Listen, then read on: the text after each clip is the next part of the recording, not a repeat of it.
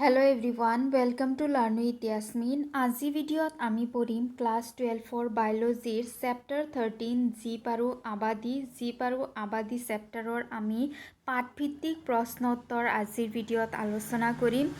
So প্ৰথমটো প্ৰশ্ন হৈছে জীৱ এটাই অজৈব কাৰকৰ প্ৰতি কেনেকৈ সঁহাৰি দেখুৱায়। যিবোৰ অজৈব কাৰক আছে যেনেকুৱা তাপ, পোহৰ, পানী, এইবোৰ অজৈব কাৰকৰ প্ৰতি জীৱবোৰে কেনেকৈ সঁহাৰি দেখুৱায়। আমি জানো যে যিমান জৈৱিক কাৰক অৰ্থাৎ উদ্ভিদ আৰু প্ৰাণী আছে সেইবোৰ জীয়াই থকাৰ কাৰণে অজৈব কাৰকৰ প্ৰয়োজন হয়। সো অজৈব কাৰকৰ প্ৰতি জীৱবোৰে কেনেকৈ সঁহাৰি দেখুৱায়। এনসাৰ হৈছে জীৱ এটাই অজৈব কাৰকৰ প্ৰতি তলত দিয়া ধৰণে সঁহাৰি দেখুৱায়। নাম্বাৰ 1 হৈছে নিয়ন্ত্ৰণ। কিছুমান প্ৰাণী যেনে মানুহ নিজৰ শৰীৰৰ তাপমাত্ৰা 37 ডিগ্ৰী চেণ্টিগ্ৰেড স্থিৰ কৰি ৰাখিব পাৰে।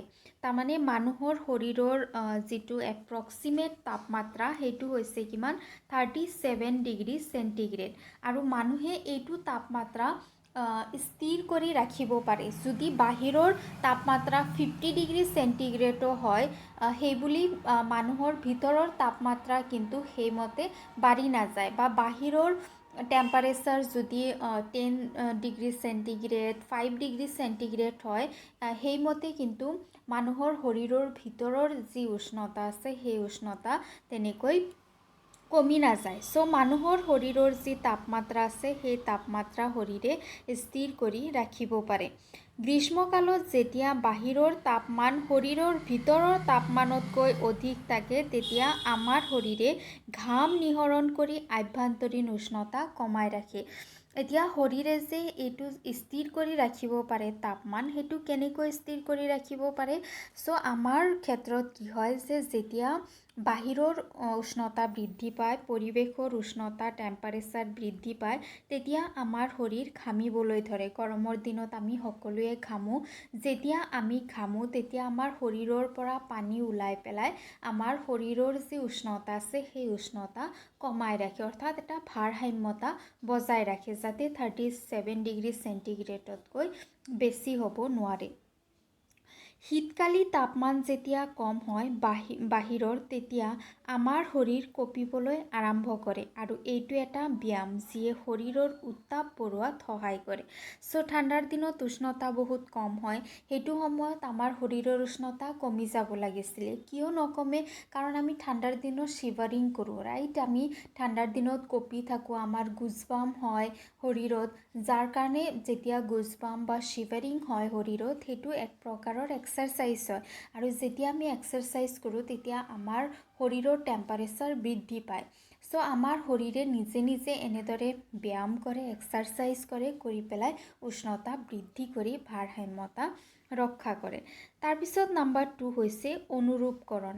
স্তন্যপায়ী প্ৰাণীৰ বাহিৰে বেলেগ কোনো উদ্ভিদ আৰু প্ৰাণীয়ে আভ্যন্তৰীণ উষ্ণতা স্থিৰ কৰি ৰাখিব নোৱাৰে। সো এইটো যিটো নিয়ন্ত্ৰণ আছে, নিয়ন্ত্ৰণটো কেৱল স্তন্যপায়ী প্ৰাণীয়েহে কৰিব পাৰে।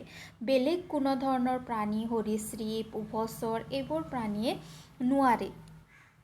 সো এই প্ৰাণীবোৰৰ ক্ষেত্ৰত কি হয়, তাপমান পৰিৱেশৰ লগত পৰিৱৰ্তন হৈ থাকে। যদি বাহিৰৰ পৰিৱেশ পৰিৱৰ্তন হৈছে তাপমান, তেতিয়াহ'লে ভিতৰৰো পৰিৱৰ্তন হয়। অনুৰূপকৰণৰ বাবে মেৰু অঞ্চলত সৰু প্ৰাণীসমূহ নাথাকে। সৰু প্ৰাণীসমূহে উষ্ণতা মেৰু অঞ্চলত যিহেতু উষ্ণতা বহুত কম থাকে সেইকাৰণে সৰু প্ৰাণীসমূহ এনেকুৱা ঠাইত নাথাকে, জীয়াই থাকিব নোৱাৰে। নাম্বাৰ 3 হৈছে পৰিভ্ৰমণ। জীৱই নিজৰ প্ৰাকৃতিক আৱাসস্থলীত প্ৰতিকূল অৱস্থা হ'লে অনুকূল স্থানলৈ কিছু সময়ৰ বাবে গতি কৰে। সো জীৱই যি নিজৰ এটা বাসস্থান আছে, প্ৰাকৃতিক বাসস্থান, সেইটো বাসস্থানৰ যদি কিবা অসুবিধাৰ সৃষ্টি হয়, প্ৰতিকূল অৱস্থাৰ সৃষ্টি হয়, ধৰি লোৱা গৰম বৃদ্ধি পাইছে বা ঠাণ্ডা বৃদ্ধি পাইছে বা বৰষুণ বহুত বেছি দি আছে, এনেকুৱা ক্ষেত্ৰত বা খৰাং বতৰ হৈছে, যেতিয়া জীৱৰ প্ৰজনন কৰোঁতে কণী পাৰোঁতে অসুবিধাৰ সৃষ্টি হয় তেতিয়া জীববোৰে কিছু সময়ৰ কাৰণে এটা অনুকূল ঠাইলৈকে গুচি যায়। আকৌ যেতিয়া নিজৰ বাসস্থানৰ অৱস্থা অনুকূল হয় তেতিয়া আকৌ সিহঁতে ঘূৰি আহি ইয়াকে পৰিভ্ৰমণ বুলি কোৱা হয়। আৱাসস্থলীৰ প্ৰতিকূল অৱস্থা শেষ হ'লে জীৱই আকৌ নিজৰ প্ৰাকৃতিক আৱাসত উভতি আহে, ইয়াকে পৰিভ্ৰমণ বুলি কোৱা হয়। ধৰি লোৱা আমাৰ অসমত কি হয়, টেম্পাৰেচাৰ বৃদ্ধি পায় জুলাই আগষ্ট, কিন্তু শ্বিলঙৰ টেম্পাৰেচাৰ কিন্তু কম থাকে। এতিয়া যদি অসমৰ পৰা মানুহ 2-3 মাহৰ কাৰণে শ্বিলঙত গুচি যায়, আকৌ যেতিয়া অসমৰ উষ্ণতা কমে আকৌ যদি সিহঁতে অসমলৈ ঘূৰি আহে তেতিয়াহ'লে তাক পৰিভ্ৰমণ বুলি কোৱা হ'ব। নেক্সট নাম্বাৰ 4 হৈছে নিলম্বন। নিলম্বন বেক্টেৰিয়া, ভেঁকুৰ আৰু নিম্ন শ্ৰেণীৰ উদ্ভিদসমূহত বিভিন্ন ৰেণুবোৰ ডাঠ বেৰৰ দ্বাৰা আবৃত হৈ থাকে, যাৰ বাবে ইহঁতে প্ৰতিকূল অৱস্থাত জীয়াই থাকিব পাৰে। নিম্ন শ্ৰেণীৰ যিবোৰ উদ্ভিদ আছে বা বেক্টেৰিয়া, ভেঁকুৰ যিবোৰ নিম্ন স্তৰৰ জীৱ আছে, সেইবোৰৰ যিবোৰ ৰেণু থাকে, ৰেণুসমূহ কি হয়, ডাঠ আৱৰণৰ দ্বাৰা আবৃত হৈ থাকে, যাতে বাহিৰৰ পৰিৱেশ যদিও প্ৰতিকূল হয়, ছাপ'জ টেম্পাৰেচাৰ বাঢ়ি গৈছে, তাৰপিছত খৰাং বতৰৰ সৃষ্টি হৈছে, বৰষুণ পৰিছে, তাৰ পিছতো সেই যি ৰেণু আছে ৰেণুবোৰ যাতে বেয়া হৈ নাযায়, সেইকাৰণে ইয়াৰ চাৰিওফালে এটা ডাঠ আৱৰণ থাকে। নিৰ্দিষ্ট সময়ত প্ৰতিকূলতাৰ পৰা আঁতৰি থকাৰ এটা উদাহৰণ ভালুকৰ শীত নিদ্ৰা। নিলম্বনৰ আৰু এটা উদাহৰণ হৈছে শীত নিদ্ৰা। ভালুকবোৰে শীত নিদ্ৰাত গুচি যায়, তাৰমানে যিমান দিন ঠাণ্ডা থাকে সিমান দিন ভালুকবোৰে টোপনিত থাকে। যেতিয়া টোপনিত থাকে তেতিয়া মানুহৰ বৰ বেছি এনাৰ্জিৰ প্ৰয়োজন নহয়, বিপাকীয় ক্ৰিয়াসমূহ মন্থৰ গতিত হৈ থাকে, ভালুকসমূহে শীত নিদ্ৰাত গুচি যায়। শামুক আৰু মাছে গৰমকালি গ্ৰীষ্ম নিষ্ক্ৰিয়তালৈ গুচি যায়। শামুক, মাছ এইবোৰ হৈছে জলচৰ প্ৰাণী, ইহঁতক পানীৰ প্ৰয়োজন হয়। যদি খৰাং বতৰ হয়, গ্ৰীষ্মকালি যেতিয়া পানী কম থাকে, গৰম অত্যাধিক থাকে, তেতিয়া পানীত থকা প্ৰাণীবোৰৰ কাৰণে অসুবিধা হয়।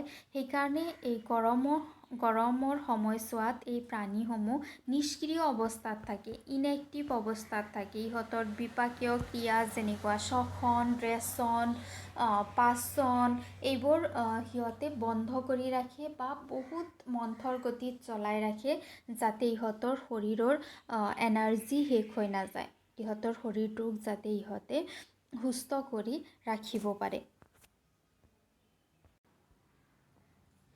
Next question number 2। Question number 2 কৈছে বয়সৰ পিৰামিড কি? বয়সৰ পিৰামিড কি ধৰণৰ পোৱা যায়?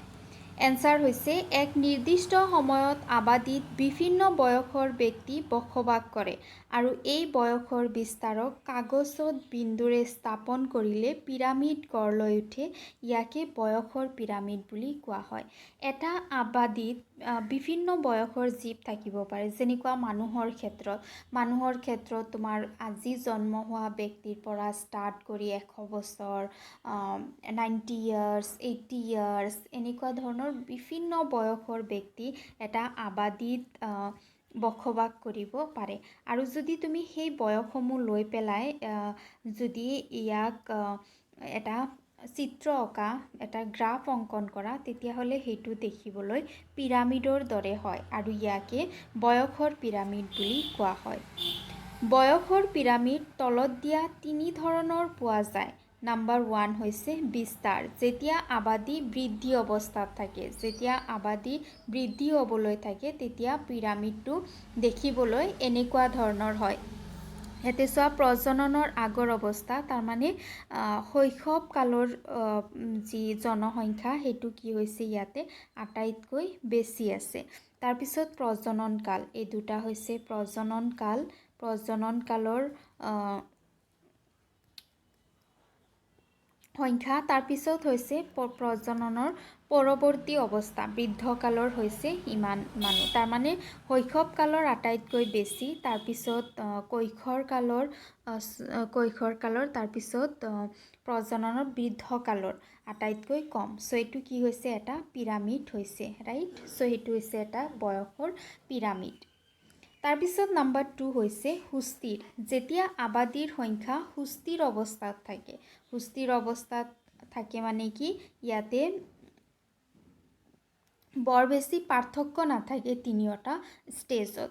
এইটো চোৱা প্ৰজননৰ আগৰ অৱস্থা এইখিনি, তাৰপিছত প্ৰজনন কালত বৰ বেছি সংখ্যা কমি যোৱা নাই, আৰু প্ৰজননৰ পৰৱৰ্তী অৱস্থা এইটোও চোৱা এটা কি হৈছে পিৰামিডৰ সৃষ্টি হৈছে, আৰু এইটো হৈছে সুস্থিৰ বয়সৰ পিৰামিড।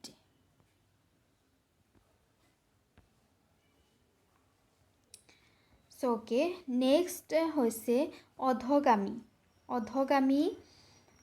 অধগামী মানে হৈছে যেতিয়া আবাদীৰ সংখ্যা কমি যাব ধৰে, আবাদীৰ সংখ্যা যেতিয়া লাহে লাহে কমি আহে তেতিয়া পিৰামিডটো অধগামী হয়। অধগামী পিৰামিড চোৱা, অধগামী পিৰামিডত কি হয় প্ৰজননৰ পূৰ্বৰ তাৰমানে শিশু অৱস্থাত ব্যক্তিৰ যি সংখ্যা থাকে সেয়া কম থাকে, তাৰপিছত প্ৰজনন কালত ব্যক্তিৰ সংখ্যা বৃদ্ধি পাবলৈ ধৰে, আকৌ বৃদ্ধ অৱস্থাত ব্যক্তিৰ সংখ্যা কমি যায়। সো এইটো এটা হৈছে কি অধগামী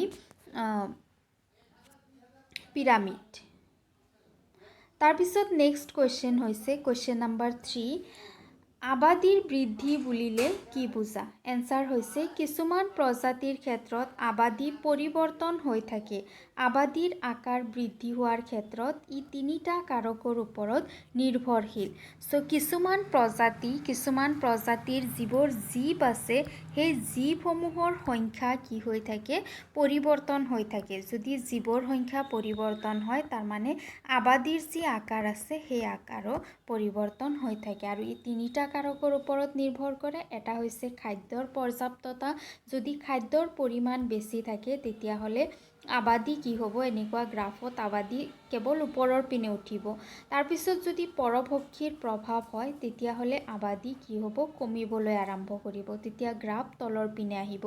বতৰৰ পৰিৱৰ্তন, যদি জলবায়ু পৰিৱৰ্তন হৈ যায় তেতিয়াও ই তলৰ পিনে আহিব। সো এই তিনিটা কাৰকৰ ওপৰত আবাদীৰ বৃদ্ধি নিৰ্ভৰ কৰে। আজি ভিডিঅ'ত ইমানখিনিয়ে, থেংক ইউ।